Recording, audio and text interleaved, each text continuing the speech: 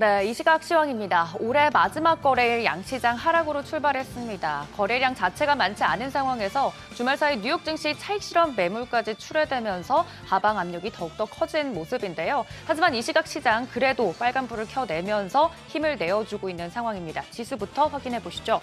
이번 연도 정말 다사다난했습니다. 코스피 마지막 거래일 마감을 앞두고 2,423포인트 선에서 현재 시각 움직이고 있습니다. 0.79% 상승 중이고요. 코스닥은 이보다도 더 힘을 내어줍니다. 1.52% 오르면서 676포인트 선 움직임 보이고 있습니다. 이어서 수급 살펴보시죠. 마지막 거래일 보통은 거래가 한산한 모습인데 오늘 그래도 외국인과 기관이 코스피 시장에서 함께 삽니다. 외국인이 273억 원, 기관이 908억 원 사고 있고요. 개인이 홀로 1,298억 원 팝니다. 이어서 코스닥 시장도 함께 보시죠. 양시장에서 그래도 그나마 좀 나은 부분이 외국인의 수급이 들어오고 있다는 점입니다. 코스닥 시장에서도 외국인이 708억 원, 기관은 8억 원어치 사고 있고요. 개인이 홀로 778억 원 순매도 우위 포지션 움직임 보이고 있습니다. 이어서 시가총액 상위 종목들 살펴보도록 하겠습니다. 오늘 전체적으로 섹터를 좀 나누어 보면 반도체도 지금 반등에 성공을 한 모습이고요. 전반적으로는 바이오 종목들 긍정적인 흐름 보이고 있습니다. 우선 삼성전자와 SK하이닉스 각각 0.19%, 0.46% 오름세 보이고 있고요. SK하이닉스도 17만 5,300원 선 지켜주고 있습니다. 또 LG에너지솔루션 2차전지 관련주들도 대형주들 위주로 좋은 흐름 보이고 있는데 1.87% 오름세 보이고 있고요. 삼성 바이오로직스도 바이오주들 상승세 힘입어 2.78% 오름세 보이고 있습니다. 이어서 6위부터 10위도 살펴보시죠. 전반적으로 제약 바이오주들 강한 가운데 셀트리온도 4.66% 오르면서 18만 8,800원 선에 움직임 보이고 있습니다. 이외에 특징적인 부분이 있다면 KB금융이 보합권 또 네이버는 0.15% 하락세 보이고 있습니다. 이어서 코스닥 시장으로 넘어가 보시죠. 코스피 시장보다는 코스닥의 상승폭이 조금 더 큰 모습인데요. 알테오젠 4분기 들어서 전반적으로 주가가 좀 꺾이는가 싶었는데 오늘 마지막 거래일 폐장 앞두고는 5.48% 힘 내어주고 있습니다. 31만 7,500원 선 지나가고 있고요. 에코프로비엔과 에코프로도 각각 2%대, 또 리가켄바이오도 6% 급등세 나오고 있습니다. 6위부터 10위도 살펴보도록 하겠습니다. 코스닥 6위부터 10위에서 눈에 띄는 부분 휴젤 2.8%대 강세 보이고 있고요. 리노공업도 0.73% 빨간불 유지해줍니다. 이어서 특징적인 종목들 살펴보도록 하겠습니다. 첫 번째, 가스 관련 종목들 살펴보도록 할 텐데요. 우크라이나가 1월 1일부터 러시아산 천연가스 수송을 중단하기로 하면서 유럽은 물론이고 글로벌 천연가스 가격이 전반적으로 상승할 것이란 전망이 우세해지고 있습니다.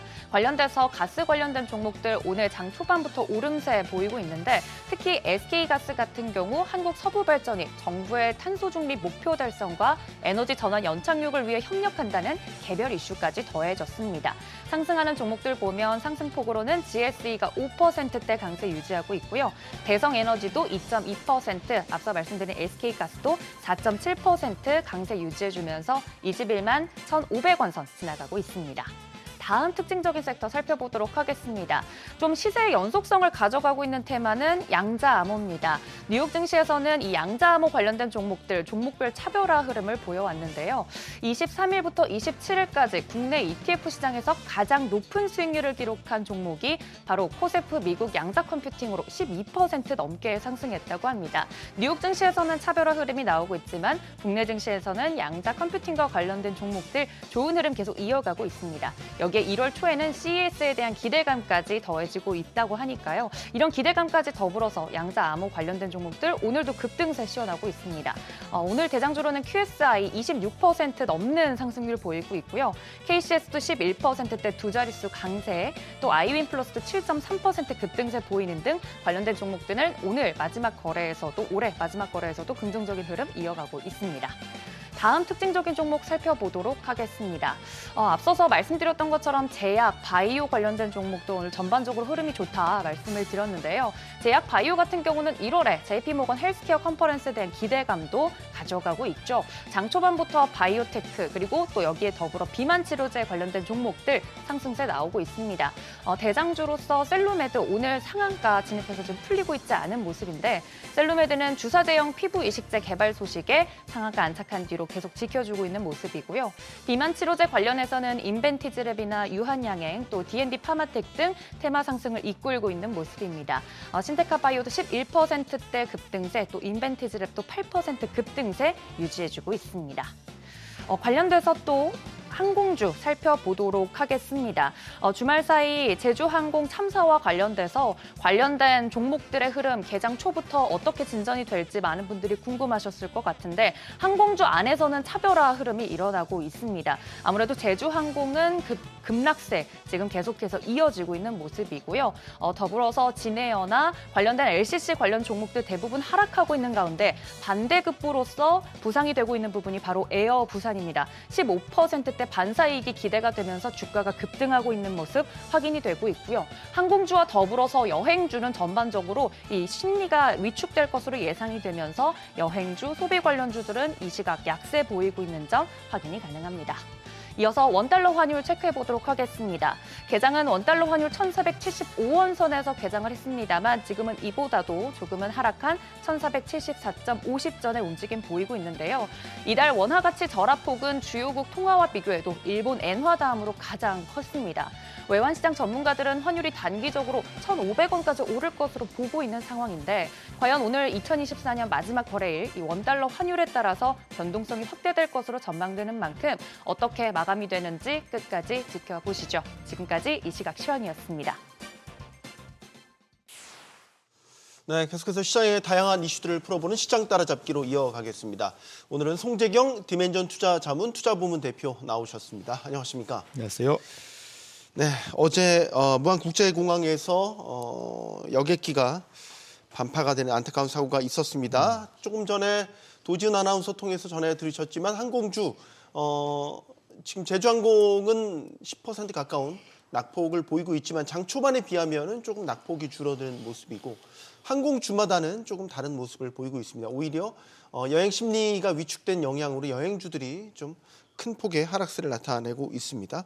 자, 지난주와 지수 전체를 한번 비교를 해보죠. 오늘은 그래도 코스피 코스닥이 반등을 하는 모습을 보여주고 있고 외국인도 매수 우위를 보이고 있습니다. 오늘 장 어떻게 보십니까? 말씀 주신 대로 마지막 거래일인데 네. 그나마 다행히 지난 금요일에 속절없는 하락, 환율 급등, 주식시장 하락 있었는데 적어도 좀 안정을 되찾는 모습을 보이면서 오늘 마무리가 될 것 같아서 좀 다행스럽게 생각을 하고요.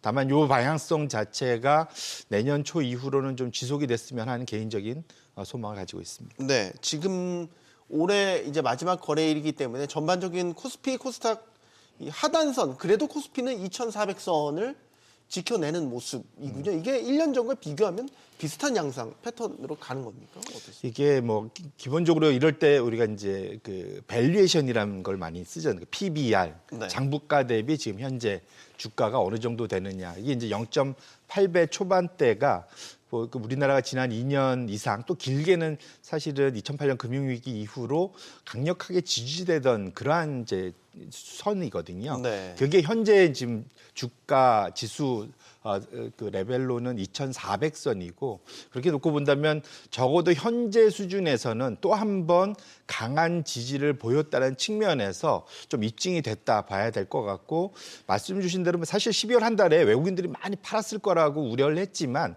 냉정하게 보면 12월에 외국인들이 그렇게 많이 팔지 않았습니다. 이게 무슨 말이냐면 외국인들이 12월 한 달 동안 빠져나간 게 코스피 기준으로 보면은 0.05%포인트. 네. 이게 지난 6개월간 7월 이후로 매달 평균적으로 0.6%포인트가 빠져나갔던 거에 비하면 지금은 거기에 10분의 1도 안 되는 수준이 빠진 거거든요. 그러면 결국은 12월 달에 우리 입장에서는 상당히 변동성도 크고 불안하고 국내적으로 어렵고 했지만 적어도 외국인들은 현재 수준에서는 국내 시장에 대한 바닥 또 저평가 매력 이런 것을 충분히 사고 있다. 이런 것이 어느 정도 12월에는 입증이 됐다 이렇게 봐야 될 것 같습니다. 네.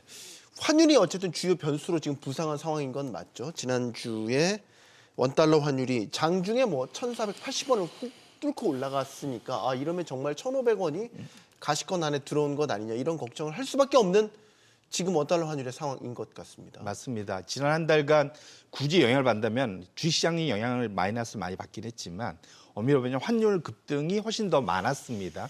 12월 3일을 기준으로 해서 지금까지 놓고 보면 주시장이 금요일까지 3.7% 정도 하락을 했는데 3.8%. 환율은 4.1% 오르면서 오히려 환율이 좀 더 강한 반등을 보였는데 냉정히 보면은 그 가운데 영향을 뭐가 많이 미쳤냐를 보면은 첫 번째로는 그 1차적으로는 1차 탄핵 투표 불발. 네. 그때 전후로 환율 급등세가 한번 나타났었고요. 그랬죠. 그리고 2차 이제 탄핵 가결된 이후로는 좀 안정세를 찾았습니다. 그 이후로 사실은 가장 환율에 큰 영향을 미쳤던 두 가지 이벤트인데 하나는 FOMC. 그러니까 소위 미국 연준이 매파적 인하를 하면서 내년도에 오히려 시장 금리가 더 올라갈 수 있을 거라는 우려. 이것이 이제 첫 번째 큰 이벤트. 그때 그 15원이나 올랐습니다. 급등을 한번 했었고요. 하루에. 그다음에 두 번째로는 우리나라 그 금통위 한국 FOMC에서 또 영향을 미쳤는데 크리스마스 전날, 이브날 1년에 한 번씩 발표하는 통화신용 정책 방향성에 대한 보고서를 발표를 했습니다. 네, 그랬죠. 그때 내년에 대해서 추가적인 금리 인하를 하겠다라는 걸 명시적으로 첫 번째 그 정책 방향으로 잡아줬거든요. 이렇게 되면 미국은 금리가 올라갈 수도 있거나 적어도 유지가 되는데 우리는 내려갈 거기 때문에 이미 벌어져 있는 미국과 우리나라의 한미 금리차 역전이 추가적으로 더 벌어질 수 있다는 우려 때문에 소위 그 금통위의 정책 발표 전후로서 환율 급등세가 여전히 나타났던 것. 이 두 가지가 12월 달 우리 환율이 거의 1,500원 선이 가느냐 마느냐에 대한 그런 우려를 자아낼 만한 두 가지 큰 빅 이벤트였다. 이렇게 정리해 볼 수 있을 것 같습니다. 네. 관건이 이제 어디까지 올라갈 거냐. 지금 다 궁금한 게 그거거든요. 그러니까 많이 올라가서 1,450원이 넘을 때만 해도 1,500원 하면은 최악의 상황만 가정했었을 때 1,500원이다. 근데 지금 지난주에 1,480원 뚫고 올라간 거 보니까 이 상태면 지금 머지않아서 1,500원 숫자 보게 될 것 같다. 이런 우려들을 하고 있어서요. 최근 들어서 제가 계속 그 뉴스 검색을 할 때 네. 환율 방어치고 엄청나게 검색을 하거든요. 네. 이 올해 상반기만 해도 한번 이 정도 왔을 때 뭐 한미일 재무부 장관 만나갖고 막 선언하고 뭐 난리 쳤었지 않습니까? 네. 지금 시기가 시기만큼 그러기 어렵기도 하겠지만 적어도 소위 그러니까 환율 방어에 대한 의지가 어찌 보면 금융당국 쪽에서 나오는 게 좀 약하지 않느냐 이런 걱정이 좀 개인적으로 있습니다. 특히 지난주하고 이번 주까지 해서 원래 연말 연시에는 대체적으로 환율 거래량 자체가 외환 거래 자체가 상당히 줄어들면서 그 외환 당국이 사실은 구두 개입만으로도 충분히 컨트롤 가능한 그러한 시장인데 거기에 비해서 우리 입장에서 좀 더 그 공격적인 또는 직간접적인 그 개입 이런 환율을 안정화시키겠다는 방어하겠다는 의지천명이 좀 약한 게 아니었나 개인적으로 지금 좀 아쉬움이 있고요.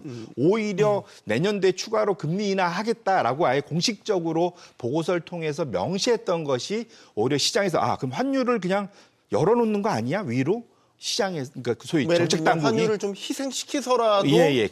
경기 대응이 먼저다라고 생각한 거다. 그렇게 시그널을 시장에 준 것으로 저는 그렇게 이해한 걸로 파악이 되는데 원래 이게 정책이란 것들로 원래 선우가 있잖아요. 금리 인하란 거는 약간 우리 몸에 한약, 보약 같은 개념입니다.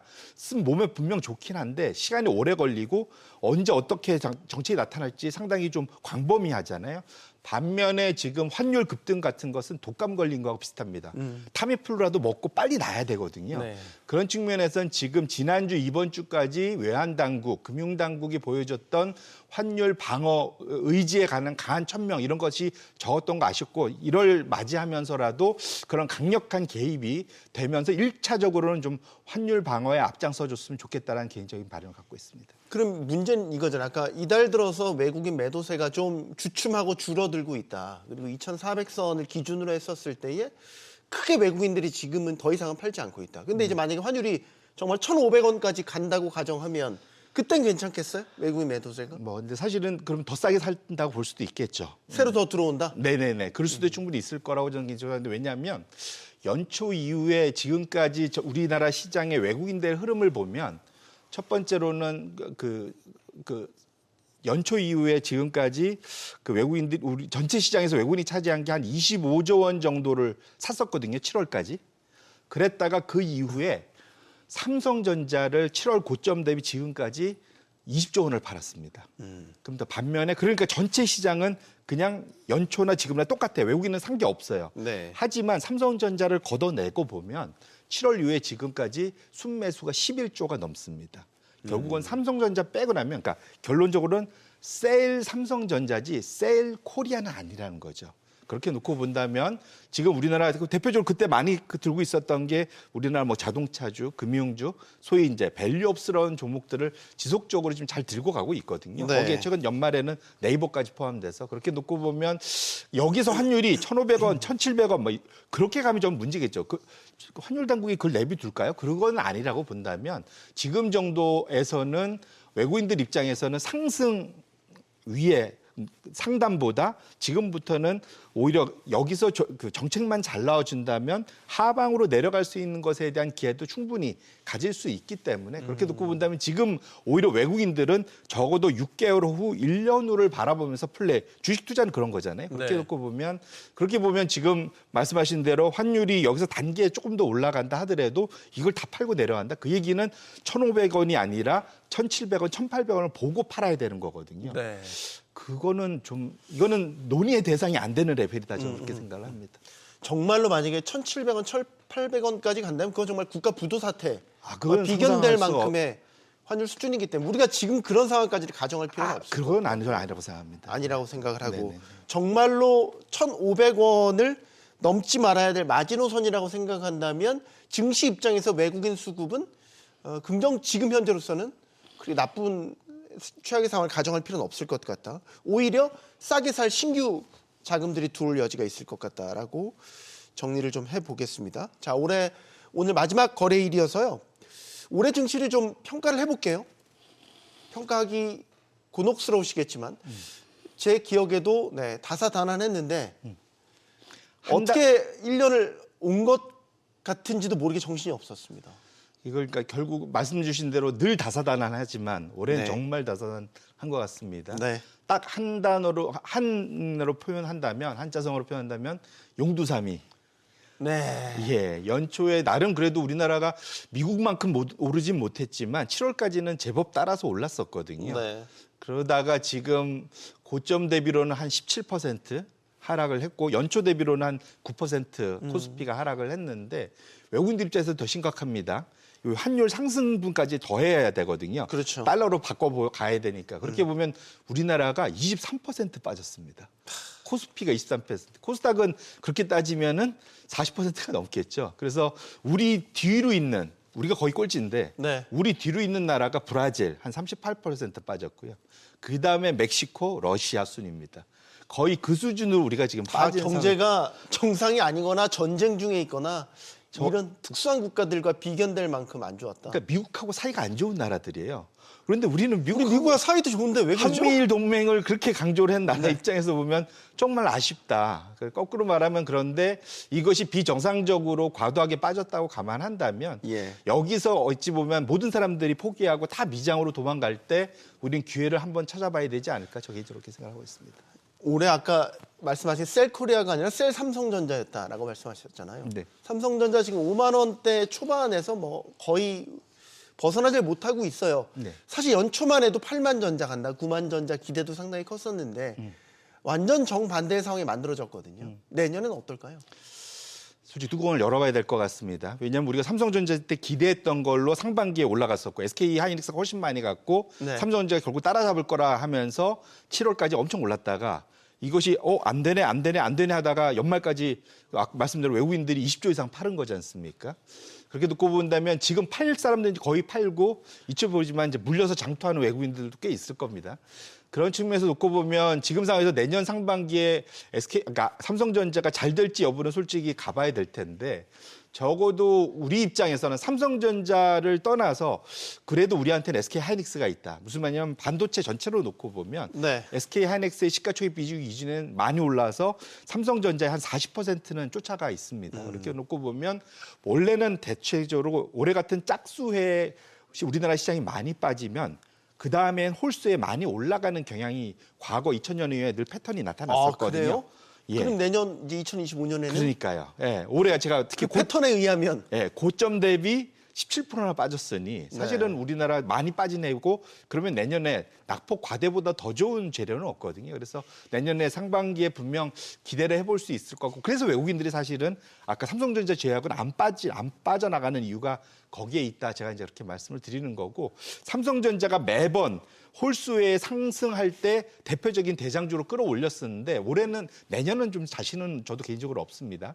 하지만 말씀드린 대로 SK 하이닉스가 있기 때문에 만약에 반도체 업황이 걱정한 것만큼 그렇게 나쁘지 않고 괜찮다면 그렇다면 당연히 SK 하이닉스가 삼성전자가 이전에 해줬던 일을 대체하면서 시장의 전반적인 우상향 기조를 끌어갈 수 있지 않을까 개인적으로 그렇게 기대를 해보고 있습니다.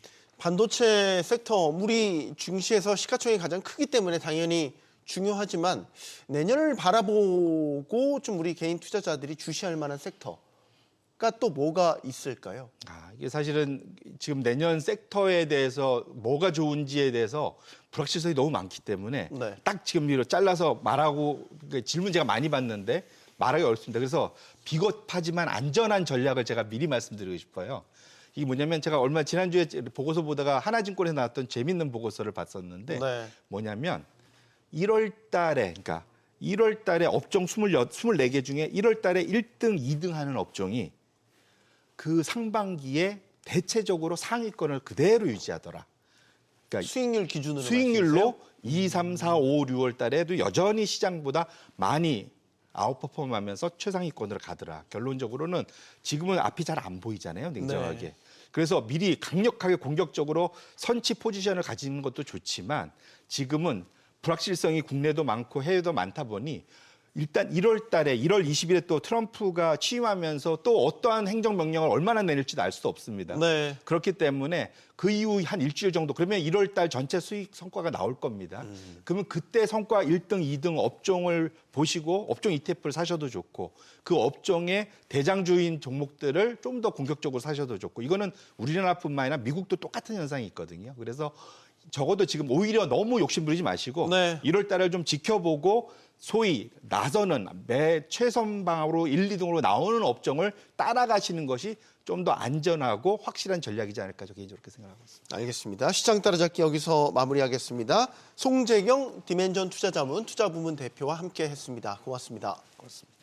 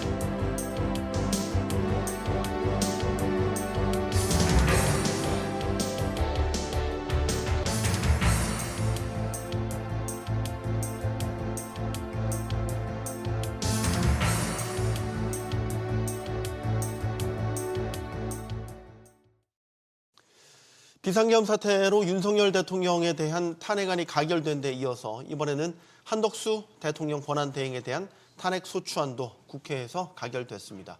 초유의 사태죠.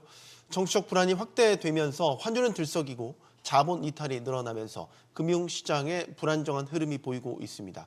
자, 여기에 엎친 데 덮친 격으로 무안공항 여객기 참사까지 터졌습니다. 실물 경제에도 침체 그림자가 짙어지고 있는데요. 문득 정치는 사류다. 관료 행정은 3류, 기업은 2류라고 했던 고 이건희 삼성 회장의 말이 떠오르기도 합니다. 자, 정치가 경제를 뒤흔드는 요즘 상황에서 정치권이 새겨들어야 되지 않을까 싶은데요. 자, 우리 경제가 진짜 주저앉기 전에 정신 바짝 차려야 되겠습니다. 오늘도 뭐를 맞대보죠. 함께해 주실 분들 소개해드리겠습니다. 최수영 시사평론가 나오셨고요. 상명대 경제학부 이동진 교수, 또 박시동 경제평론가 나오셨습니다. 안녕하십니까? 네, 안녕하세요.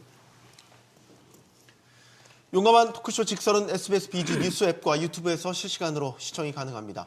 SBS 비즈 앱을 다운로드 받아서 시청하시면 더 많은 정보와 뉴스를 보실 수 있겠습니다. 한덕수 대통령 권한대행에 대한 탄핵안이 국회 본회의에서 가결됐습니다. 한 대행이 자초한 측면도 있다, 아니다, 야당의 정치 공세다, 워낙 시끄러운 상황입니다. 어떻게 보시는지 먼저 의견 듣겠습니다. 그러니까 일단 탄핵 소추안이 가결됐으니까 이 탄핵안 그 어떤 내용으로 발의가 됐는지 한번 봐야 될 것 같아요. 네. 이게 핵심이니까. 여기 보면 이제 총리 때 했던 게 3가지가 있고 그다음에 권한 대행으로 행사했던 게 2가지가 포함되어 있습니다. 그러니까 총리 때 했던 거는 김건희 여사 특검, 최혜병 특검에 왜 제2요구권을 대통령에 건의했느냐 이제 네. 이거고 그다음에 그 비상계엄 내란 행위에서 왜 그 말하자면 반대하지 않았느냐 국무총리로서. 그다음에 3번째가 그 말하자면은 한동훈 대표가 이렇게 제안을 국정공동운영하자 제안했을 때 왜 그걸 거절하지 않고 거기 동참했느냐가 총리 때 탄핵 사유이고 그다음에 이제 대행으로서의 탄핵 사유는 그 내란에서 이제 왜 그 회피했느냐 이제 그런 그 말하자면은 내란 특검에 대해서 왜 본인이 회피했느냐 이제 이런 이 얘기와 그다음에 그 말하자면은 헌법재판소 재판관 임명을 왜 거부했느냐 이 2가지인데 생각해 보시면 총리 때 했던 건 이게 탄핵 사유가 안 됩니다. 왜냐하면 그동안의 제2요구권은 다른 총리들도 대통령에게 건의했거든요. 네. 그렇다면 다른 총리들도 역대 정부의 다른 총리들도 탄핵 사유에 포함된다는 얘기인데 제2요구권은 법률에 그 보장된 권한이기 때문에 그건 탄핵 사유가 안 될 것 같고 나머지 2가지에 대해서 논란이 좀 있을 수 있으나 어찌되었건 총리로서 분명히 계엄에는 반대했다는 게 입증됐고 그다음에 한동훈 대표가 여당 대표로서 국정공동운영 일단 우리가 수습하자고 했을 때 과연 총리가 거절할 수 있을 것이냐 정부 여당 대표로서 네. 그런 측면에서 약간 좀 과도한 측면이 있다고 보고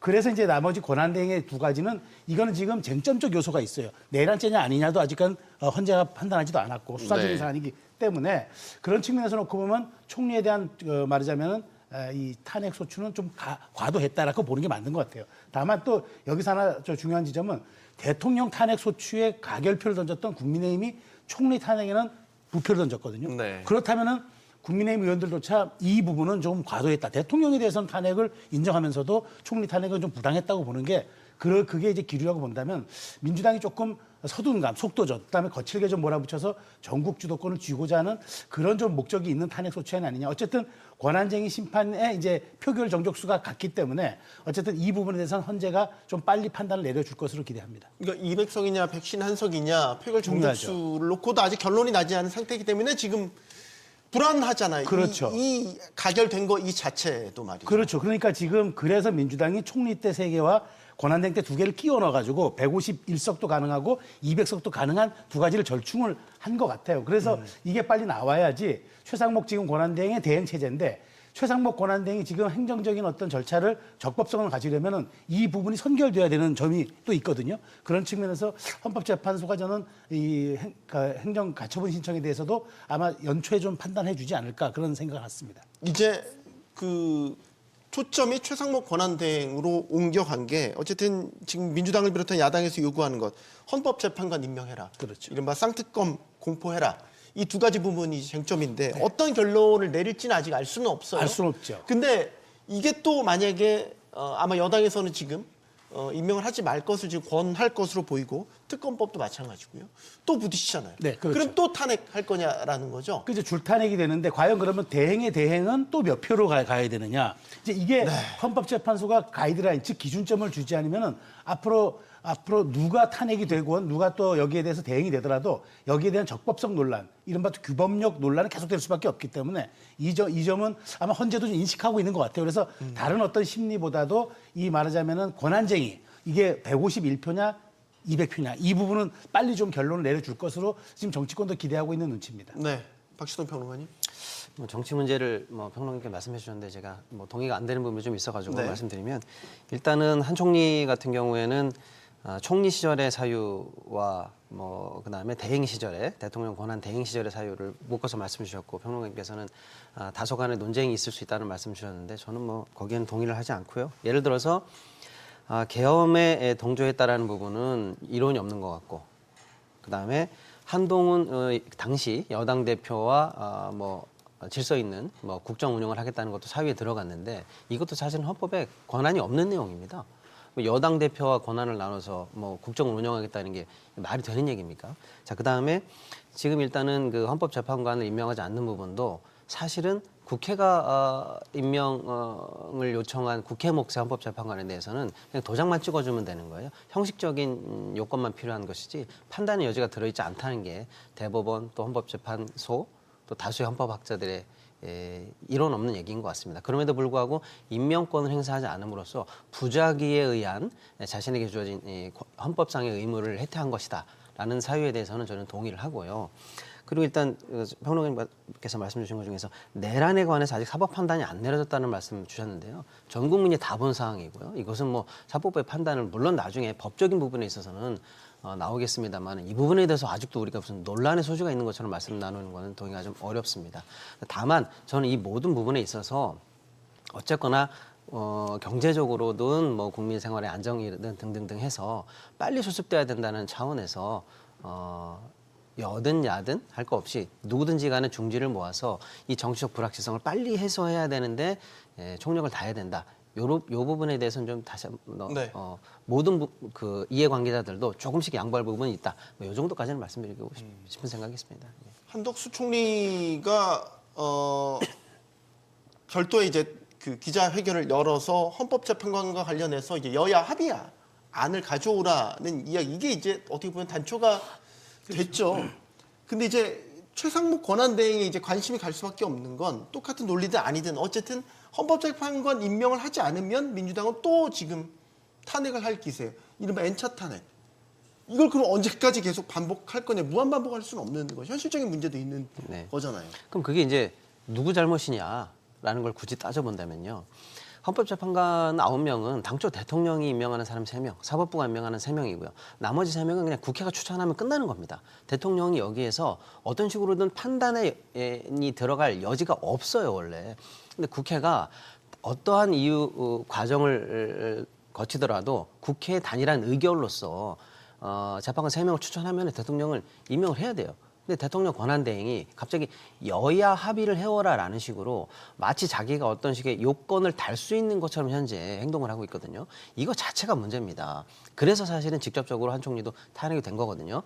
지금 사실 경제 문제 또 우리 이번에 여객기 참사 문제 등등등 해서 국정 관련해서 혼란이 더 이상 있으면 안 된다는 건 모든 국민이 동의하실 거예요. 그래서 사실은 최상목 지금 권한대행도 수습해야 될 난제가 이렇게 많기 때문에 이런 정치적 문제에 대해서 또 한 번 혼란을 야기하지 말고 오히려 법적인 쟁점이 없는 부분에 대해서는 빨리빨리 임명을 해내고 국정 수습에 최선을 다하는 게 오히려 더 바람직하다라는 말씀 드리고 싶습니다. 자, 하나만 더 짚고 가겠습니다. 오늘 그 오전에 예정돼 있었던 그 윤석열 대통령에 대한 공조수사본부의 3번째 출석 요구에도 윤 대통령이 불응하면서 윤 대통령에 대한 체포영장이 청구가 됐습니다. 이건 어떻게 봐야 되겠습니까? 글쎄, 또 체포영장이 아마 청구되는 건 수순으로 저도 보는데 그렇다고 과연 이게 이제 체포영장이 발부될 것인가? 저는 이건 조금 다른 문제라고 봐요. 왜냐하면 지금 관련자들의 주요 진술과 증거들이 거의 확보가 된 상태고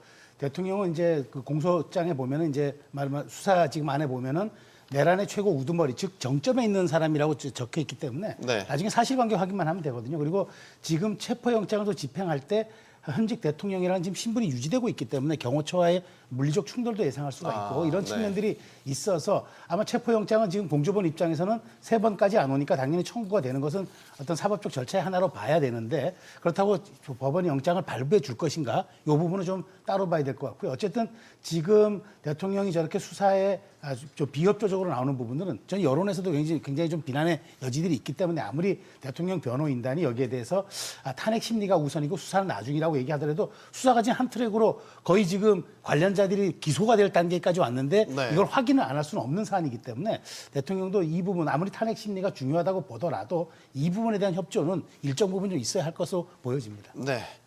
자, 경제 문제로 넘어가 보겠습니다. 지난주에 한덕수 대행에 대한 탄핵안 가결이 국회에서 이루어지면서 환율이 또 급등을 했습니다. 어쨌든 이걸 단기 충격으로 반영을 한 모습입니다. 1,480원까지도 네. 뚫고 올라갔어요. 예. 어떻게 보십니까?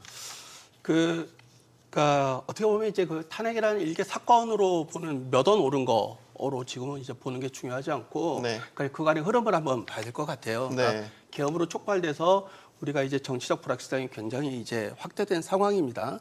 이 상황이 지속되면 지속될수록 우리 경제는 이제 굉장히 안 좋은 상황이 될 수 있죠. 아까 이제 정치적 입장에서는 이제 뭐 정치적 유불리에 따라서 여러 가지 이제 논리를 만들 수 있겠지만 경제적 입장에서는 굉장히 간단한 상황이에요.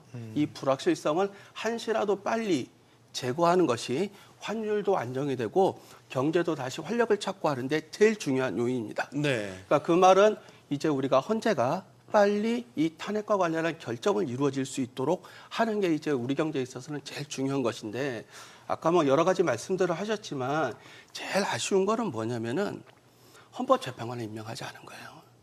요거는 우리 경제 그냥 간단하게 생각을 해보시면은요, 우리가 2달 뒤에 이 탄핵 결정이 끝나면서 네. 경제의 불확실성이 사라지는 경우하고 이 상황이 한 6개월 이상 지속되는 경우를 한번 비교해서 생각을 해보신다면 충분히 알 수 있을 것 같은데 이게 지금 6개월 이상 지속된다면 우리 경제 굉장히 끔찍한 상황이거든요. 네. 다른 거는 모르겠는데 헌법재판관은 임명을 했어야 됐습니다. 예. 지금도 걱정이 되는 게 제가 특검 이런 것들은 뭐 이룰 수 있다고 치더라도 가장 걱정스러운 거는 지금 환율이 올라가는 가장 큰 이유는 뭐냐면은 당초에는 탄핵이 이제 개시가 되면서 상당히 빠른 속도로 불확실성이 제거되지 않을까 하는 기대가 있었습니다. 네. 그런데 지금은 지난주에 사건으로 인해 가지고 시계가 굉장히 불확실해졌어요. 더더욱. 탄핵이 이 국면이 언제 끝날지도 모르고 얼마나 길어질지도 모르고 이런 상황은 앞으로도 환율을 계속 우리를 불안정하게 만드는 요소로 작용할 가능성이 굉장히 크다고 봅니다. 이게 지금 또 하나 겹쳐 있는 게 미국에서는 새로운 정부가 들어선 3주 남았나요? 1월 20일에 이제 출범을 하니까요. 그러니까 지금 정치적 불확실성이 너무 짙단 말이죠. 뉴욕타임스에서는 한국의 정치적 공백이 장기화됐다. 누가 정부와 군을 책임지고 있는지 새로운 의문이 제기되고 있다. 이제 이런 식의 이제 보도들이 나오고 있다는 거. 외국에서 우리나라의 정책 상황을 바라보는 시각이 지금 이렇다라는 걸로 볼 수 있는 거고 어떻게 보면 환율이 불안한 건 당연한 결과로도 보여져요. 네. 이 환율이 지금 사실은 역사상 3번째 고점 구간을 가고 있는 거거든요. IMF 때 그리고 글로벌 위기 때 이후로 네. 지금 15년 9개월 만에 최고 구간을 가고 있어요. 사실은 우리가 환율이 한 번 올라가지 않고 약간 이렇게 우상향 그래프로 올라가서 약간 지금 어느 정도 심각한 상황인지를 잘 못 느끼는 분들이 덜어는 계신데 사실은 역사적으로 보면 거의 재난급, 환란급 수준의 고환율 구간에 진입했기 때문에 굉장한 지금 부담스러운 구간에 들어간 거예요. 근데 원인은 2가지로 볼 수가 있겠습니다. 기본적으로 현재 트럼프 정부 출범을 앞두고 강달러가 사실은 지속되고 있는 국면이 있습니다. 네. 그러니까 이런 비유가 어떨지 모르겠습니다만 이 약간 폐쇄된 룸에 유증기랄까요? 기름이 꽉 차고 있는 상황이에요. 그러니까 사실은 여기다가 성냥불 하나만 던져도 어떻게 보면 좀 큰 불이 날 수 있는 정도의 강달러 기조가 배경이 지금 구성이 되어 있는 상황이거든요. 그런데 마침 우리가 여기에다가 이 잘 관리를 했어야 되는데 여기에다가 불을 붙인 격이 뭐냐면 우리나라가 특유하게 만들고 있는 지금 정치적 불확실성이거든요. 네. 이 둘이 결합되면서 사실은 안 그래도 역사적 최고점 수준의 108이 넘어가는 달러 인덱스 상황에서 한국 특유의 정치적 불확실성이 여기다 불을 붙이니까 지금 역사상 3번째로 높은 구간을 환율 구간에 들어간 거예요. 그래서 우리 입장에서는 지금 당장 우리가 만들어낸 우리만의 특유한 요소도 빨리 꺼야 되고 또 트럼프 정부 출범을 앞둔 강달러 기조에도 또 대응을 해야 되는 이중고 상황 앞에서 지금 2가지 숙제를 환율 앞에 2가지 숙제를 지금 놓고 있다 이렇게 좀 봐야 될 것 같습니다. 네. 또 눈살이 찌푸려졌던 게 이 환율이 이렇게 갑자기 급등을 하니까 정치권에서는 또 이게 서로 내 탓이다. 이 공방이 또 오고 갔거든요. 한덕수 탄핵으로 경제 위기가 왔다. 한덕수 때문에 환율이 폭등했다. 무슨 의미가 있겠냐라는 생각이 들기도 합니다만 전형적인 내 탓 공방이죠. 그러니까 네. 어떤 사안이 벌어지거나 이슈가 발생하면은 이제 이거는 우리의 탓이 아니고 저쪽이 그렇게 했다라는 이제 그 책임 떠넘기기인데 중요한 건 이제 한덕수 때문에 이제 이게 말은 한덕수의 담화가 이걸 그 직후에 바로 이렇게 치솟았다. 근데 거기 타임라인을 약간 보면은 한덕수의 담화, 한덕수 권한대행의 담화라기보다는 한덕수 대행의 담화가 나오자마자 민주당이 바로 우린 탄핵소추 오늘 바로 본회의에 부의하겠다고 얘기한 거거든요. 네. 그게 저는 오히려 영향이 컸다고 봐요. 그러니까 동시에 이루어진 사안이긴 한데 민주당이 하루 이틀 시간을 보겠다고 했으면 아마 환율이 그렇게까지 급등하진 않았을 거예요. 그런데 즉각적으로 민주당이 반응하면서 한 대행의 탄핵은 더 이상 미룰 수 없다라고 얘기를 하는 순간 시장이 반응할 수밖에 없었던 것이고 네. 그런 측면에서 지금 뭐 사실 한 대행의 그 말하자면 지금 그 퇴장과 그다음에 최상목 부총리의 진입이 과연 불확실성을 얘기할 수 있느냐로 볼 수는 있으나 어찌됐건 외국에서 봤을 때는 한덕수 대행이 조금 안정적으로 운영되고 특히나 미국 정부와 일본 정부는 조금 신뢰를 보내고 있던 상황에서 네. 거대 야당이 바로 탄핵하겠다, 탄핵 가능이 된다고 민주당이 밀어붙이면 탄핵이 된다고 생각하기 때문에 이거는 탄핵이 기정사실화됐구나 하면서 저는 시장이 불안하게 반응했다고 보거든요. 그런 측면에서 이제 어찌됐건 정치권이 이렇게까지 한 대행의 담화에 대해서 그렇게 직자적으로 며칠간의 수기 과정도 없이 이렇게 직자적으로 반응하는 게 과연 온당했느냐라는 지적은 충분히 있을 것 같아요. 근데 이걸 가지고 국민의힘 탓이다 혹은 민주당의 탓이라고 보기는 어렵고 이건 불확실성의 장기화라는 측면에서 이번 환율의 폭등을 지금 세 번째로 역대 세 번째 고점이라고 설명해 주셨는데 지금 더 중요한 거는 역대 세 번째 고점이지만 이게 또 어디까지 1,500을 넘어서 어디까지 갈지도 모르는 상황이잖아요. 네. 그렇다면 정치권이 이런 부분에 대해서는 어떤 환율 관리라는 측면 특히나 우리가 외환 보유가 지금 4천억 불 정도밖에 안 된다는 이런 부분들을 조금 이해하고 말하자면은 여야 간의 이제 물밑대화, 이제 여야정 협의체가 곧 저는 이제 오늘 이후부터는 가동될 거라고 봅니다. 네. 그런 측면에서 거기에서부터 좀 출발해야지 이게 환율 폭등이 누구 때문이라고 얘기하는 거는 사실은 이거는 서로에게 오물백기나 똑같은 거기 때문에 네. 그 이상 논쟁은 저도 안 했으면 좋겠습니다. 예. 저는 거기에 좀 동의하기가 좀 어려운 말씀이신데요. 예를 들어서 아까 제가 강달러 기조라는 건 기본적으로 지금 현재 국제사회가 국제경제에서 맞이하고 있는 기본적인 변수라고 말씀을 드렸지 않습니까? 네. 그게 얼마 선이냐면 제가 볼 때는 1,400 초반선이라고 저는 개인적으로 판단합니다. 우리 계엄 터지기 전에 1,402원이었어요. 근데 그 1,402원 이후에 지금까지 어떤 환율의 주로 변곡점을 보면은요. 주로 사실은 우리의 정치적 불확실성이 확대될 때 환율 발작이 일어났거든요. 예를 들어서 계엄 이후에 1,402원에서 출발해서 1,444원까지 갔다가 계엄이 해제되면서 여기에 환율이 안정세를 보였고요. 그 주 금요일에 2차 계엄설이 나오면서 그 주 금요일 오전에 환율 발작이 났었고요. 근데 그게 오후에 소문에 불과했다라고 해서 다시 내려갔고요. 그 주에 1차 탄핵 트라이가 있었는데 부결이 됐거든요. 그리고 그 다음 월요일에 블랙 먼데이가 왔습니다. 그리고 이제 2차 탄핵 시도에 있어서 탄핵이 가결되고 나니까 시장이 그나마 조금 안정세를 취하다가 이게 질서 있게 내란 부분이 수습이 될 줄 알았는데 한 총리가 쉽게 말하면 이 헌법재판관 임명을 거부함으로써 전국을 이 경랑 속으로 몰고 간다라는 게 확인이 되니까 환율이 실시간으로 뛴 거거든요. 그리고 이제 엊그제 최상목 대행이 이제 대행으로 들어오기 전에 국무위원들과 간담회를 하면서 또 사실 실시간으로 반응을 했었거든요. 제가 한번 정치 공방을 하자는 건 아닌데 외국 투자자들이나 우리 시장이 볼 때는 이미 벌어진 계엄 같은 거는 뭐 논외로 치더라도 그 이후에 한국 사회가 이 정치적 불확실성을 수습하고 있느냐 아니면 이걸 다시 확대하고 있느냐에 따라서 환율 움직임이 움직이고 있다는 건 명확하거든요. 그에 따라서 뭐 내 탓, 니 탓 공방을 오히려 뭐 논외로 할 게 아니라 어느 정치 집단 또는 어느 세력이 이 정치적 불확실성을 키우고 있는가를 좀 봐야 될 것 같습니다. 만약에 교수님 1,500원을 도달했어요, 환율이. 예. 금융시장에 미치는 충격파가 어느 정도라고 봐야 돼요? 그러니까 이제 도달했느냐도 중요하고 그다음에 얼마나 빠른 속도로 이제 도달했느냐가 이제 중요하겠죠. 네. 그리고 환율의 결정 요인이 경상수지 요인하고 포트폴리오 쪽 요인이 있으면은 지금이 올라가는 건 다 포트폴리오, 그러니까 주식 시장과 채권 시장에서 돈이 빠져나가는 거지 않습니까?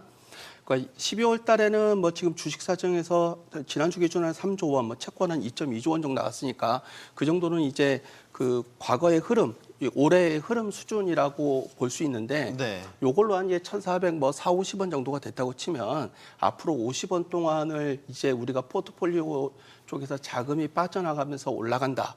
이렇게 된다면은 요게 상당히 빠른 시간 내에 이루어진다라는 거는 이제 거의 이제 플라이트 수준이거든요. 급격하게 빠져나갈 수준이면은 요거는 이제 기대가 기대를 낳는 상황이 될 수 있습니다. 이게 1,500원만이 아니라 1,500원을 빠른 속도로 가게 되면은 요 빠져나가는 속도가 굉장히 빨라지면서 가속화가 될 우려가 있는 거죠. 요 부분이 이제 제일 우려가 되는 거고, 그런데 이제 그러니까 이것이 어떻게 될 것인가는 아마 이제 1월이 돼서 이제 두 가지 가능성을 봐야 될 것 같은데, 한 가지는 지금 불확실성이 더 확대가 되는 상황이면은 네. 이 가능성이 높고요. 반대로 이게 또 아까처럼 질서 있게 이 내란 사태가 정리가 된다. 아까 이제 말씀하신 것처럼 그렇게 된다면 이제 저평가 가기 때문에 다시 이제 들어올 가능성도 우리가 염두에 둬야 될 것 같고요. 주식시장과 채권시장이 그런 측면이 되고, 은행 쪽에서도 이게 영향이 없는 건 아닙니다. 왜냐하면 은행에서는 이제 자기 자본 비율 아시다시피 이제 그 부분이 굉장히 중요한데, 지금 외화 자산의 그 현금, 그러니까 원화 가치 평가가 굉장히 올라가게 되면은 이게 자기 자본 비율을 낮추는 효과가 있어요. 이게 또 은행에 또 부담이 생기고 됩니다. 저는 이 말씀을 꼭 드리고 싶은데요. 네. 환율이 이제 역대급 고환율인데 이것이 미치는 어떤 충격파가 과연 우리 경제가 감당할 수 있느냐 없느냐에 따라서 있느냐 없느냐를 다양한 기준으로 해석할 수는 있습니다. 예를 들어서 우리가 아직도 외환 보유고가 4,100억 불이니까 이 정도 환율은 감당할 수 있다. 이런 식의 어떤 논거를 가지고 해설하시는 분도 있습니다. 뭐 틀렸다는 얘기는 아닙니다. 근데 이제 실물 경제 쪽에서 해설을 해보자라고 저는 말씀드리고 싶어요. 우리 기업들이 지금 2024년 이제 사실상 오늘이 마지막 날인데, 올해 시작하기 전에 환율 밴드를 예측했던 게 1280에서 1320이에요. 그러니까 1300 초반 내외를 염두에 두고 올해 경제를 살아오고 있었는데, 지금 1400 지금 뭐 50, 60, 70이거든요. 지금 우리 기업들에게 물어봤습니다. 감당할 수 있는 각 기업들마다 네. 감당할 수 있는 환율 밴드가 얼마입니까? 라고 얘기하니까요. 1350선까지가 22%고요. 1400선까지가 35%예요. 즉 1400까지는 그래도 약 100원 정도 오바거든요. 요거를 감당할 수 있는 기업들이 57%였고요. 1450까지는 어떻게든 막아볼 수 있다라는 기업까지 합치면 80%입니다. 즉 1450이 넘어가면은요. 80%의 기업들이 현재 견딜 수 없는 수준의 환율이라고, 대응하지 못하는 수준의 환차손을 입을 것 같다라고 얘기를 하고 있거든요. 그러면 지금 사실상 시장에서는 1,500까지도 열어놔야 된다라고 얘기하는데, 1,500선이 준비되어 있는 기업이라고 혹시 몇 퍼센트나 될까라고 물어보면 6%입니다. 즉 100개의 기업이라고 하면은요. 95개의 기업은 현재 환율이 견딜 수 없는 수준이라는, 거의 공포에 해당하는 구간에 진입했거든요. 네. 이러다 보면 내년도의 대비뿐만 아니라 올해 벌어놓은 이익까지 뭐 이런 걸 다 고려해 보면요, 현재 거의 지금 대응이 불가능한 수준의 환율에 들어갔다. 이게 실물 경기와 기업 경기에 미치는 영향이 이 보통 수준은 아니다. 굉장히 크게 걱정해야 될 수준이다. 이렇게 좀 저는 판단하고 있습니다. 이게 그것도 있잖아요. 수출 단가 처음에 계약할 때 1,400원으로 계약했는데 단기에 빨리 올라버리면, 실제 인도하는 건 1,450원이 돼버리면 50원만큼의 리스크를 안고 결국에는 뭐 수출 인도를 해야 되는 이런 상황도 있는 것이고, 지금 외환당국에서 얘기하고 있는 게 이제 외환 보이고 충분하다는 메시지를 되게 많이 내고 있거든요. 어떻게 보면 당연한 거죠. 이 대외 기관들에게도 계속해서 뭐 얘기해 줘야 되니까. 4천억 달러를 일단 우리가 기준점으로 보고 있어요. 교수님. 예. 이거를 일단 사수한다. 혹은 이거 밑으로 떨어져도 문제가 없다. 뭐가 맞는 겁니까? 4천억이라는 개념은 약간 좀 심리적인 그런, 우리가 무슨 뭐 3,000선, 뭐 2,500선 이런 심리적인 개념이라고 볼 수가 있고, 그러니까 4천억이 충분한가, 4천억 밑으로 가도 충분한가, 충분하지 않은가는 이제 그 판단에 따라서 좀 달라질 수 있습니다. 네. 그러니까 이제 IMF가, 우리가 보통 이제 IMF하고 BIS 두 군데서 이제 외환 보유고를 평가를 하게 되는데, IMF는 이제 우리나라는 얼마가 적정하다는 표현을 쓰지 않고 지금 수준이 적정하다, 이제 이렇게 지금 표현을 쓰고 있고요. BIS는 이제 굉장히 엄격하게 하기 때문에 지금으로는 턱없이 모자라다, 이제 이렇게 하고 있습니다. 네. 그렇게 보고 있기 때문에 지금 외환 보유고가 안정적이다라고까지는 말을 못하겠고요. 다만 뭐 이게 지금 뭐 심각한 4천억이 떨어지면 심각하다, 이렇게까지 말하기에는, 왜냐하면은 한 40% 정도는 달러가 아닌 걸로 보유하고 있는데, 요거 이제 가치평가 절하되는 것만 하더라도 꽤 나올 것 같거든요. 근데 다만 이제 그 외환 보유고도 있지만, 실제로 아까처럼 1,500선이 이제 굉장히 걱정된다고 하면은 우리는 외평기금이 있었어요. 네. 외평기금으로 원래 관리를 해야 되는 건데, 지난 2년 동안 세수 부족을 우리가 외평 기금으로 상당히 메꿨지 않습니까? 거의 30조 넘게. 전용했죠. 예. 그래서 지금 외평 기금이 원래 2년 전에는 110조 정도 되는 게 지금 60조밖에 안 남아 있어가지고 실탄이 없어요. 실제로 외환 관리를 할 부분. 아마 그래가지고 지금 조금 소극적으로 나오는 이유 중에 물론 이제 내년에 이제 원화 외평 기금을 추가로 발행하겠다고 하는데 당장은 지금 쓸 돈이 별로 없는 상황이라는 부분들이 이렇게 지금 환율이 오름에도 불구하고 당국이 이제 적극적으로 개입 못하는 그런 이유 중에 하나가 아닌가 하는 네. 좀 걱정스러움도 좀 있습니다. 자, 지금 해외에서 바라보는 이제 국정 운영의 정상화 이 부분에 포커스를 맞춰서 본다면 걱정이 되는 게 또 이겁니다. 최 평론가님. 지금 윤 대통령에 의해서 한덕수 국무총리까지 직무가 정지됐기 때문에 네. 국무회의 참석 인원이 좀 21명에서 15명으로 쪼그라들었습니다. 이게 그럼 국무회의가 제 기능을 할 수 있는 건가요? 그러면 지금 그 민주당이 N차 탄핵에 지금 계속 돌입하면은 현재 네. 지금 15명이거든요. 네. 우리가 이제 헌법에서 15인 이상으로 이제 우리가 국무회의를 구성할 수 있다 이렇게 돼 지금 딱 있어요. 마지노선이네요. 그렇죠. 그러니까 이게 이제 말하자면 이제 15명까지는 우리가 이제 말하자면 회의를 개최할 수 있는데 문제는 의결 정족수가 있다는 거죠. 그러니까 뭘 법령을 공표하거나 정부가 정책을 시행할 때는 국무회의에서 방망이를 쳐야 되는데 그 의결 정족수가 11명입니다. 11명인데 지금 15명에 지금 와 있거든요. 그러면 네. 앞으로 4명, 그러니까 5명만 탄핵이 더 되면은 이제 국무회의가 기능을 못 합니다. 기능을 못 하게 된다는 거는 국회가 아무리 법을 통과해도 정부가 법령을 공표하거나 하는 형식적 제도적 절차가 과정이 이루어지지 않는다는 거죠. 물론 여기에서는 또 이견은 있습니다. 이게 그렇게 된다 그러면은 자동적으로 법령이 공포되고 그것이 이제 국회의장의 몫이 된다는 설이 있고 네. 이게 이제 유력하긴 한데 과연 그러면 해외에서 바라볼 때 정부의 기능이 무력화되고 형해화된 상태에서 국회의장이 국가를 운영하는 모습이 과연 어떻게 비춰질 것인가 이 부분에 대해서도 논란이 있을 수 있기 때문에 어찌됐건 지금 현실적으로는 앞으로 5명만 더 탄핵이 되면은 이제 말하자면 미국 드라마 있죠. 지정 생존자에 나오는 것처럼 쭉쭉쭉 이어져 가서 이제 마지막에 오는데 결국 마지막에 가더라도 11명이 안 되면은 결국은 이제 의결을 할 수 없는 그런 상황이 벌어지는 거죠. 그런 측면에서 사실 지금 물론 참 어제 발생한 대형 참사 때문에 정치권이 지금 좀 일이 말하자면 논쟁에 대해서는 주춤하고 있습니다만 네. 민주당이 최상목 그러니까 지금 권한대행에 대한 만일 또 나중에 헌법재판관 임명을 거부할 때 여기에 대해서 과연 어떻게 또 탄핵할 것인가. 왜냐하면 계속 최상목 부총리까지 탄핵한다 그러면은 계속 탄핵하겠다는 그런 메시지로 국민들에게 보이고 해외에도 읽혀지기 때문에 네. 과연 이 부분이 정치권에 미치는 파장이기도 하지만 실질적으로 이게 우리 해외에도 줄 수 있는 게 시그널이기 때문에 예. 이 점을 지금 어떻게 할지 아마 지금 재난 대책에 지금 수습을 하고 있지만 이 부분이 아마 정치권에서도 좀 고민이 될 지점인 것 같습니다. 지금 윤 대통령이 침묵하던 와중에 어제 주말 사이에 발생한 무안공항 참사와 관련해서 SNS를 통해서 입장을 냈습니다. 이 입장을 낸 것 자체도 지금 조금 논란이 되고 있고 여러 정치적 해석들이 나오고 있습니다. 이게 또 문제는 대외적으로 비춰섰을 때 더 전국 혼란이 가중될 요인이 되기도 할 것 같아서 이게 지지층을 얻고 좀 본격적인 여론전을 시사한 게 아니냐 뭐 이런 식의 해석도 있어서 어떻게 보십니까? 전 너무 조금 건 과도한 해석이라 과도한 말이죠. 해석이요? 왜냐하면 네. 대통령의 직무가 정지됐지 말 그대로 뭐 애국심까지 정지된 건 아니잖아요. 그러니까 대통령도 국가의 한 지도자였고 또 우리가 선택해서 뽑은 사람인데 이런 정말 대형 참사 속에서 오히려 아무 얘기도 하지 않고 용산 관저에만 있다? 오히려 전 그게 국민들로부터 더 비난받을 일이라고 생각을 합니다. 어떤 형태로든 또 냈는데 맨 마지막 구절이죠. 뭐 국민과 함께 이겨내겠다 이런 얘기들이 저는 뭐 국난 극복이라든가 이렇게 해석하는 게 저는 맞다고 보고 네. 여기에 대한 지지층 결집이라면 다른 메시지가 좀 있을 거라고 봤기 때문에 저는 지금 모든 뭐 광역 단체장들도 지금 입장을 다 내고 있는 상황에서 지금 직무는 정지됐지만 현직 대통령의 신분을 갖고 있는 사람이 최소한 뭐 담화 형태가 아니더라도 이렇게 뭐 SNS를 통해서 입장문을 내는 거 많은 상처를 받은 국민들한테 최소한의 전 예의라고 생각합니다. 네. 이 부분을 가지고 너무 확대 해석을 안 했으면 네, 좋겠습니다. 저도 한마디만 좀 했으면 좋겠는데요. 네, 교수님. 그렇다면은 지금 최소영 논설위원께서 생각하는 최상목 이제 권한 대행이 지금 헌법재판관 임명을 거부한다고 하면은 그래서 민주당이 가만히 있으면은 그러면 불확실성이 해소될까요? 아니잖아요. 그러니까 문제는 중요한 거는 지금 핵심 포인트는 줄탄핵이 될 것이냐, 요게 핵심이 아닙니다.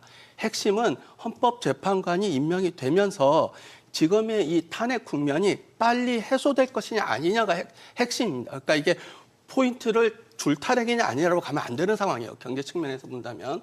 그래서 최선의 선택은 뭐냐? 최상목 그 권한대행께서 다른 거는 뭐 보류하다고 하더라도 헌법재판만 임명을 하는 거죠. 두 번째는 민주당에서 만약에 그러니까 줄타력이라는 것이 굉장히 안 좋은 시그널이 되거든요. 그러니까 우리가 정치적 갈등이 더 심해지면서 시계가 더 어두워져 가지고 앞을 볼 수 없다는 것이니까 만약에 최상목 권한대행을 탄핵시키지 않으면서도 그 헌법재판관 임명만큼은 이거를 이제 할 수 있도록 예를 들면 헌재에서 결정을 내려준다든지 이렇게 하는 게 지금은 가장 최선의 방법이고요. 그래서 이거를 마치 탄핵하면 안 된다. 요거는 핵심으로 돼서는 지금 안 되는 상황이라고 보셔야 될 것 같습니다. 네. 저도 뭐 비슷한 생각인데요. 그러니까 최상목 권한대행이 예를 들어서 헌법재판관을 임명하지 않는다라고 하면은요, 민주당에서는 바로 탄핵을 할 예정입니다. 이건 뭐 양측이 다 누구나 다 알고 있는 정치 현재 전국의 분석인데 이걸 알면서도 헌재 재판관을 임명하지 않는다? 그럼 그게 누구 책임입니까? 저는 이제 당연히 최 대행에게 책임이 있다라고 보고요. 이런 말씀을 좀 드릴게요. 예를 들어서 그래서 국무위원들이 연달아 탄핵되면 어떻게 할 거냐라고 얘기하는데요. 지금 헌재 재판관은 정수를 못 채운 거예요. 그럼 또 다른 헌법기관은 정수를 안 채우고 자기네들 국무위원은 정수를 채워서 계속 유지해야 된다는 겁니까? 아닙니다. 모든 헌법기관들이 이 헌법과 법률이 예정한 시스템대로 굴러갈 수 있도록 해야 될 거 아닙니까? 저는 그렇게 해야 된다고 생각하고요. 윤 대통령에 대해서는 지금 수사기관에서 여러 번 나오라고 했는데 나오고 있지 않고요. 헌재 재판도 사실은 지연 전수를 지금 하고 있고요. 결정적으로 검찰이 기소한 공소장에 김용현 공소장에 발포 명령이 확인이 됐습니다. 그런데도 불구하고 그 부분에 대해서 사과 내지는 법의 심판을 따라야 될 사람이 그 부분에 대해서는 이런 반구 얘기 없이 마치 뭐 참사에 대해서 애국심으로 포장해서 걱정하느냐 하는 것들은 사실은 뭐 그 진정성을 신뢰하기 어렵다. 저는 개인적으로 그렇게 생각합니다. 네. 네, 두 분 말씀 저도 동의하는 부분 맞습니다. 그러니까 이런 거죠. 사실은 그 최권한대행이 저는 본인이 판단해서 헌법재판관을 임명할 수도 있습니다. 그런데 저는 이렇게 봅니다. 그러니까 최권한대행의 지금 말하자면 정부가 윤석열 대통령이 임명한 강요입니다. 강요고 또 이제까지 해서 계속 이어왔던 지금 자기의 정책의 연속성도 있고요. 그렇기 때문에 저는 이 부분을 국민의힘이 좀 풀어줘야 한다고 봐요. 그러니까 여야정 협의체가 가동되고 그다음에 지금 권영세 비대위원장이 오늘 임명되고 지명받으면은 새로운 지도부가 구성되니까 그런 과정을 통해서 저는 일종의 좀 딜이 필요하다고 봅니다. 그러니까 지금 내란 특검법과 김건희 여사 특검법에 대해서는 그럼 독소조항 빼고 재발의하고 거부권 행사하는 걸 우리가 용인해 주는 걸 하고 그다음에 헌법재판관에 대해서는 3명이 있는데 그중 뭐 3명 중에 최소한 여야가 합의한 2명이라도 과거 1명 가지고 논란이 되다가 결국 10월까지 그 헌법재판소 공백 상태가 계속 이루어졌거든요. 그런 측면에서 그러면 8인 체제라도 최소한 우리가 갈 수 있도록 해주자. 저는 지금 모든 정치가 사법의 영역으로 모든 정치를 밀어넣어 버렸어요. 저는 정치가 좀 빨리 회복되는 게 필요하다고 보기 때문에 그런 지점에서 네. 저는 새로운 지도부가 출범했으니까 이런 부분들을 여야 합의를 통해서 물밑 접촉을 이뤄낸 다음에 최대행의 좀 부담을 덜어주는 쪽으로 가는 게 저는 맞다. 그래서 제가 그것을 반대하는 건 아니라 최대행이 그렇다고 했을 때 아무런 대책 없이 N차 탄핵을 밀어붙이는 게 과연 그게 온당한 일이냐. 전 정치로 풀어야 할 일은 정치의 본령으로 푸는 일이 필요하다고 생각을 하는 겁니다. 네. 자, 국제 신용평가사 무디스가 정치적 혼란이 계속되고 있는 프랑스의 신용 등급을 하향 조정했습니다. 지금 우리도 계엄 사태가 이제 발생한 지 한 달 가까이 지났는데 여전히 뭐 계속 해결이 되지 않고 있죠. 자칫 걱정은 이겁니다. 신용 등급 우리도 떨어질 수 있는 거 아니야.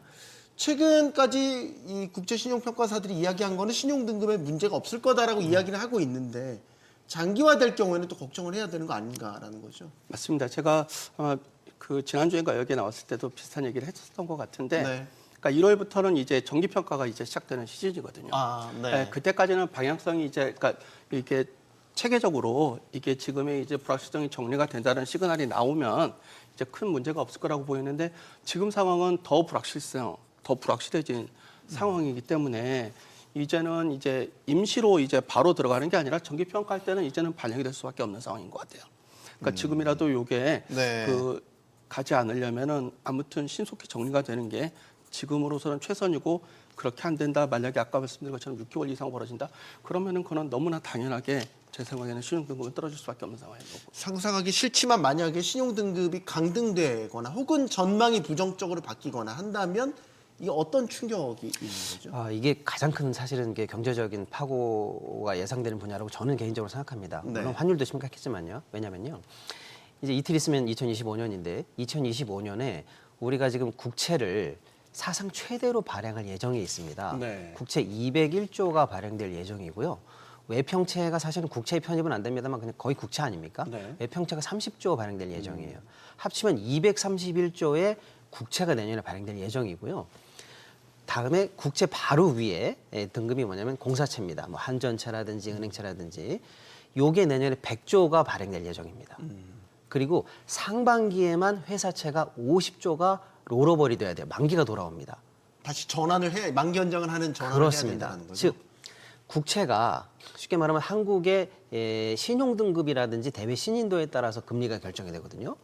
그리고 그 국채 등급이 결정되고 나면은 공사채가 100조 단위의 또 가상금리가 결정이 되고요.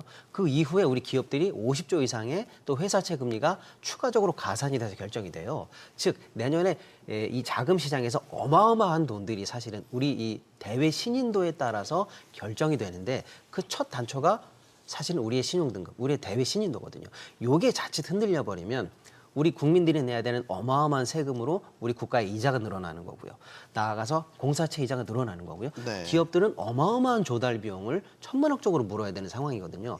요 첫 단초가 국가 신인도인데 계엄 직후에 계엄이 3시간 만에 해제됐을 때 그나마 국제사회가 또 3대 신용평가사 등등등 해서는 아직은 한국은 괜찮다라고 얘기했는데 사태가 장기화되면은 위험하다라는 얘기가 지난주부터 속속들이 나오고 있어요. 그래서 네. 사실은 이제 경제적 후과를 본격적으로 맞기 전에 요쯤에서 빨리 이 대외 신인도를 회복하고 우리의 시스템이 안정화되고 있다는 걸 보여주지 못하면 실제로 내야 되는 경제적 후과라는 것은 지금 상상하기 어려운 수준이다라고 해서 굉장히 조심스럽고 예민한 국면을 지나고 있다. 이런 말씀을 좀 드리고 싶네요. 이 교수님 최근에 회사채가 조금 소화가 안 된다라는 이야기도 들리고 있어요. 실제. 그래서 더 가상금리 그 금리를 좀 높여야 겨우겨우 소화가 되는 그런 그렇죠. 상황이라고 그렇죠. 하는데. 지금 그러니까 아까 말씀드린 그런 상황에서 회사채 시장, 국고채 시장으로 완전히 분리된 시장이 아니거든요. 네.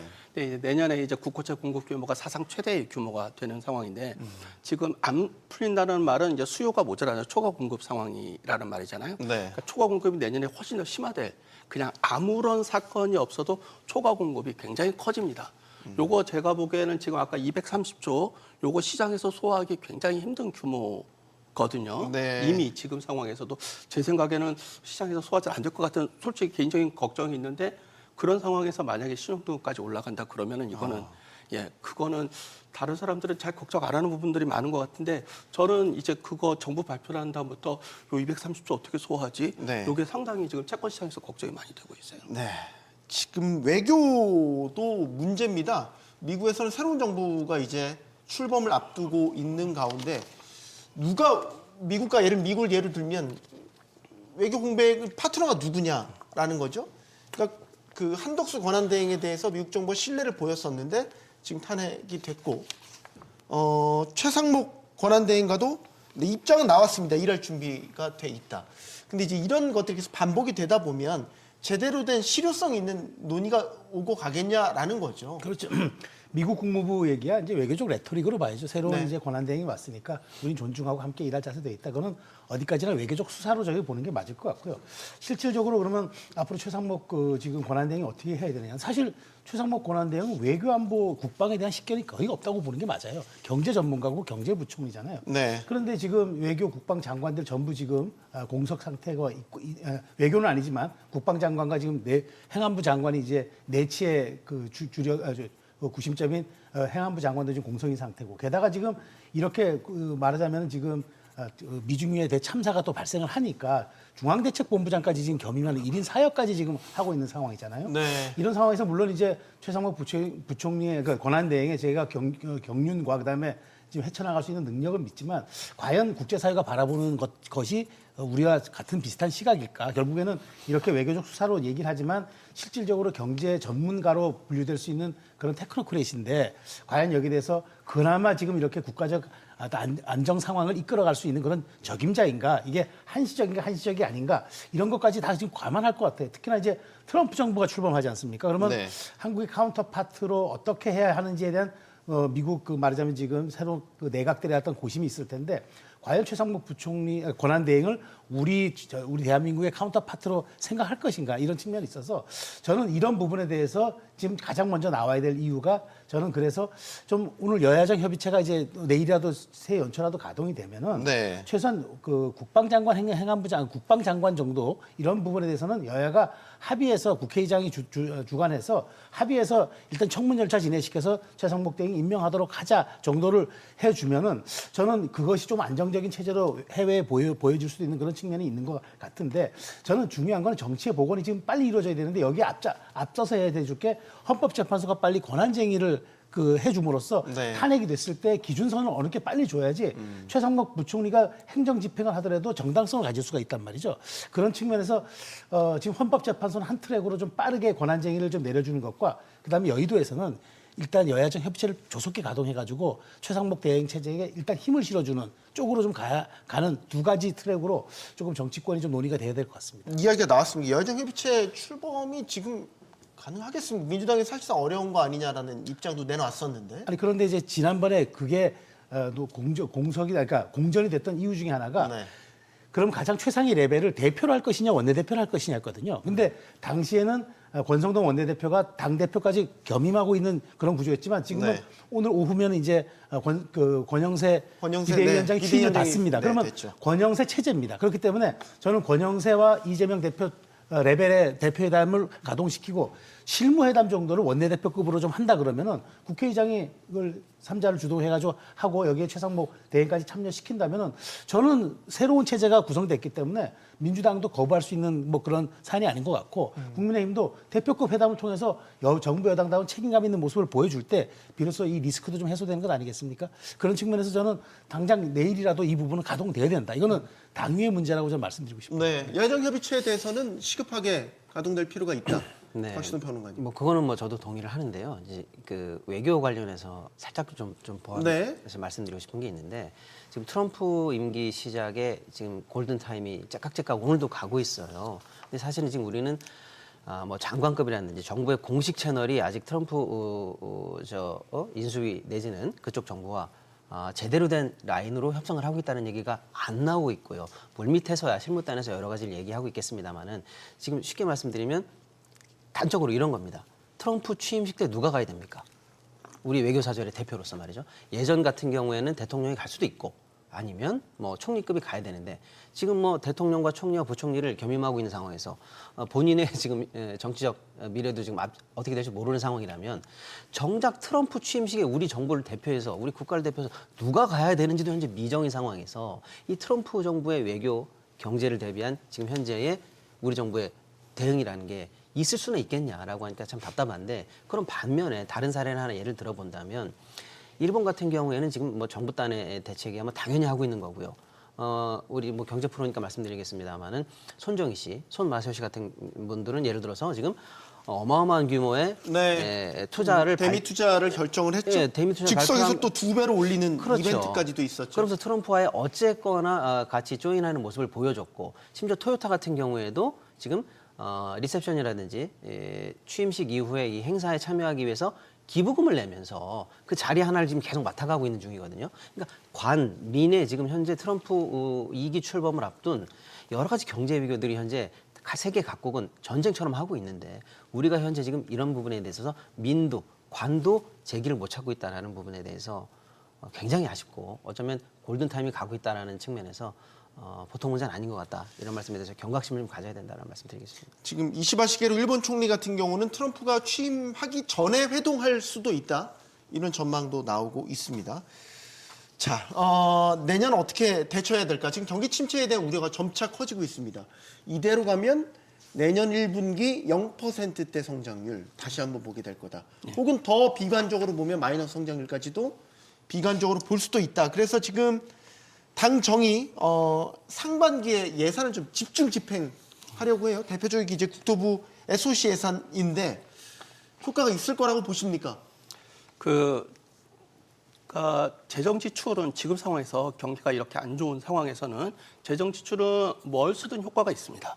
뭘 쓰든 네. 효과가 있는데 지금 아까 그 국토부에서 말씀하시는 거는 그러니까 60조 중에서 이제 36조를 상반기에 하반기에 이제 24조 뭐 이런 식으로 이제 하겠다는 건데 그렇게 따지면은 이제 앞에 조금 그 뒤에서 쓸 거를 앞에 좀 당겨서 쓰겠다라는 거잖아요. 네. 요거는 이제 뭐 윗돌께서 아랫돌 깨는 정도이기 때문에 그 나오는 효과 정도는 뭐냐면은 내년도 성장률을 조금 더 앞당기는 올해 정도 조금 앞당기는 효과 정도밖에 없습니다. 그러니까 그 정도로는 진짜로 이제 언발에 오줌 누는 정도밖에 안 되고요.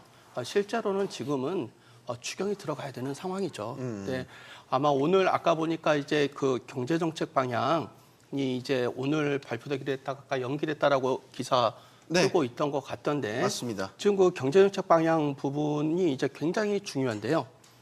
아마 이제 전망하고 이제 방법 두 가지가 나오게 될 겁니다.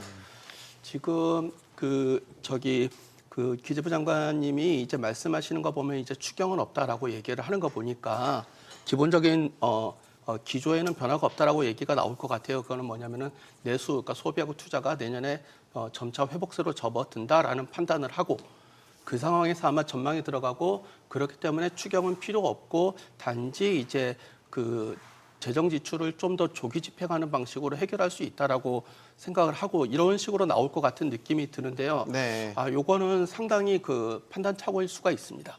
그래요. 지금 왜냐하면은 소비 심리가 그 이제 이번 달에 발표된 이제 소비 심리가 이제 역대 최악, 그 외환위기 이후 최저 수준을 보였고 지금 한국은행이 발표한 BSI를 봐더라도 모든 BSI가 모든 지표에서 다 떨어졌어요. 그러니까 이제 투자 관련, 그다음 채산성 관련, 재무 건전성 관련 모든 지표가 다 하향 전망했고 1월 전망치는 더 낮게 지금 나오고 있는 상황입니다.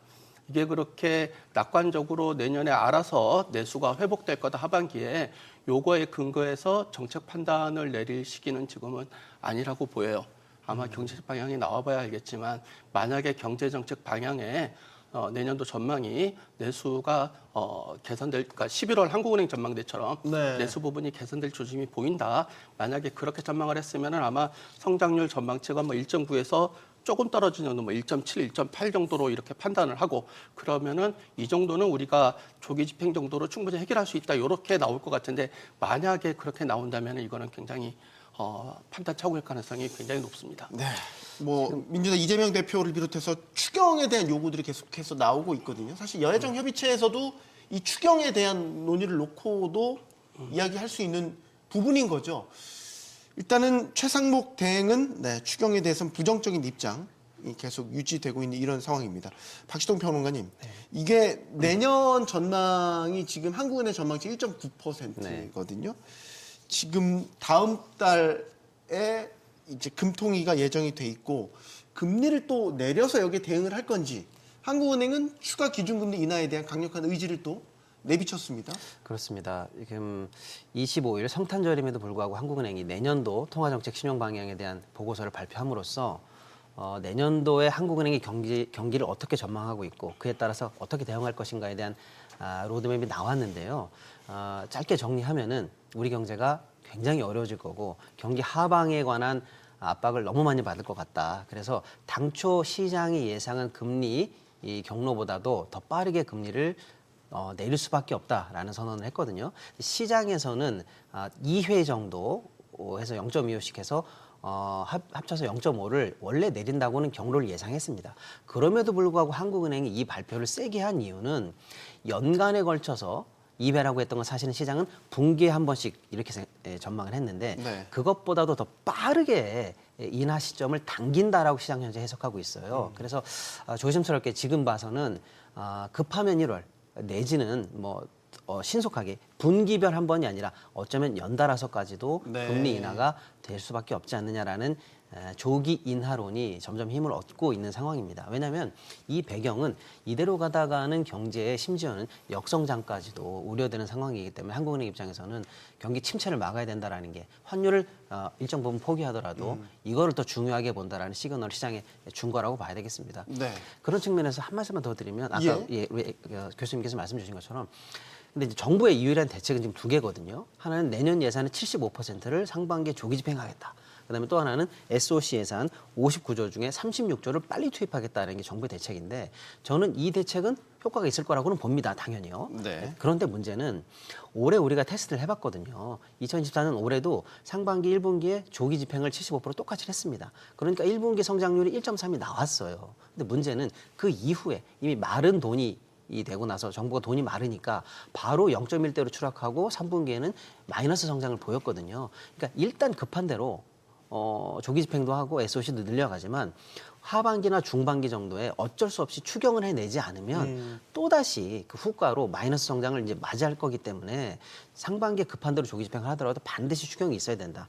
여야정협의가 빨리 구성되면 이걸 해야 된다는 얘기고요. SOC도 조기 집행 빨리 하겠다? 이건 당연히 좋습니다만 안타까운 게 작년도 SOC 예산이 26조 정도, 그러니까 올해 26조인데 내년에 통과된 게 25조예요. 이미 올해보다도 내년 SOC 총액이 줄었습니다. 그러니까 이걸 조기 집행하더라도 SOC를 통해서 경기 진작하는 데는 한계가 있기 때문에 네. 이런 부분에 있어서도 추경에 있어서 경기 진작 관련한 여러 가지 대책이 좀 빨리 나와야 될 거라고 보고 있습니다. 결국 결론은 추경이 불가피한 쪽으로 이야기를 두 분 해주고 계시죠. 원래 그러니까 추경은 정부의 고유 몫이잖아요. 그리고 이제 이거는 정부만이 할 수 있는 건데 원래 저도 이제 알기로는 이제 추경에 대해서 좀 최상목 부총리도 부정적이고 국민의힘도 좀 부정적이었지만 지금 워낙 상황이 급변하는 데다가 뭔가 내수진작이라든가 경기 부양을 하지 않으면 돌파가 어렵다는 그런 인식이 있기 때문에 네. 이런 측면에서는 지금 상황이 변했으니까 여기에 대한 좀 적절한 대응책 마련은 시급해 보입니다. 어쨌든 약간의 인식 전환이 필요해 보이는 타이밍 같습니다. 네. 네, 주말 사이 뉴스 보셨겠지만 정말 일어나지 말아야 할 참사가 또 일어났습니다. 국민이 위기에 빠졌을 때 국가는 존재하고 있는지, 정치는 해야 될 일을 제대로 하고 있는지 묻지 않을 수 없었던 날이었습니다. 토론 마치겠습니다. 여기는 모든 경제가 모이는 SBS 비즈입니다. 시청해주셔서 고맙습니다.